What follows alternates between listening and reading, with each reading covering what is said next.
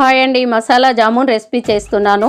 మేమైతే వీటిని అల్లనేరేడు పండ్లు అంటామండి. ఈ అల్లనేరేడు పండ్లను శుభ్రంగా కడిగిన తర్వాత ఒక కొత్తిమీర కట్ట కూడా శుభ్రంగా కడిగి ఒక పచ్చిమిర్చి 1 స్పూన్ జీలకర్ర వేసి మిక్సీ పట్టి పక్కకు పెట్టుకోవాలి. ఒక నిమ్మకాయను కట్ చేసి పక్కకు పెట్టేసి శుభ్రంగా కడిగిన అల్లనేరేడు పండ్లకు ఘాట్లు అనేటివి పెట్టుకోవాలి. 4 సైడ్ల 4 ఘాట్లు పెట్టినట్టయితే మసాలా అనేది పండ్లకు మంచిగా పడుతుందండి.